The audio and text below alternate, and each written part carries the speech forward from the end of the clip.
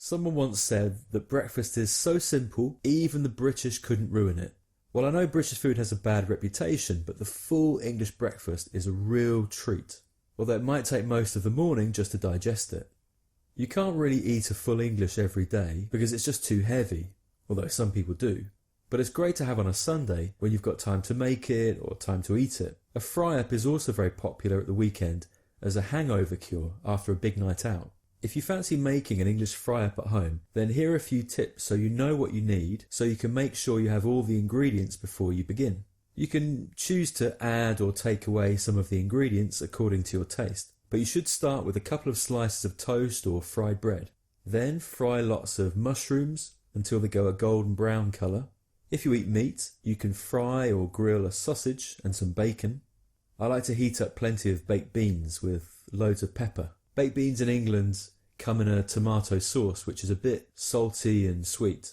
Then get a nice big tomato, cut it in half, and you can grill that or fry it as well. You could do that at the same time with the sausage and bacon. Finally, you need to do the eggs.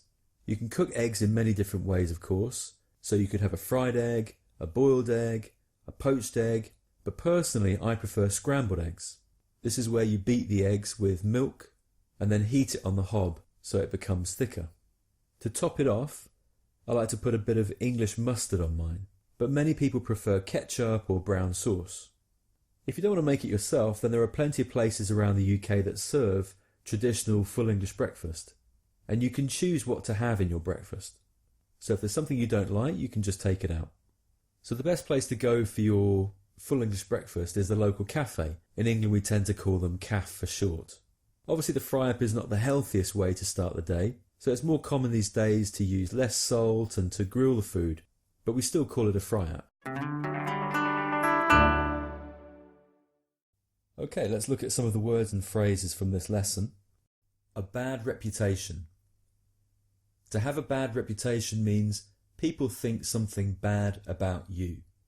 British food has a bad reputation, so people think British food is bad. They think it has a bad image. They don't think good things about it.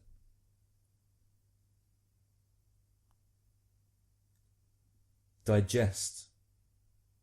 You digest your food. This means your food goes through your body. This process is called digestion.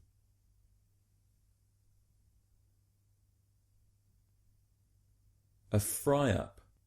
A fry-up means food that you fry all together, so we call it a fry-up. A hangover cure. A hangover is when you feel ill after drinking lots of alcohol. You have a headache, you have a stomachache, you don't feel well. A hangover cure is something which will make you feel better the next day. A big night out. A big night out means you were out with your friends the night before having a party. Having a good time, enjoying yourself, maybe drinking too much. So if you have a big night out, normally the next day you might feel a bit bad. Fancy doing something. If you fancy doing something, it means you would like to do something. You want to do something. A few tips. Tips are small pieces of advice. Good things that you should do.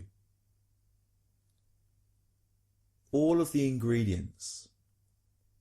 The ingredients are the things that you put into your cooking. For example, all the meat, all the vegetables, all the herbs and spices. These are all the ingredients of a recipe.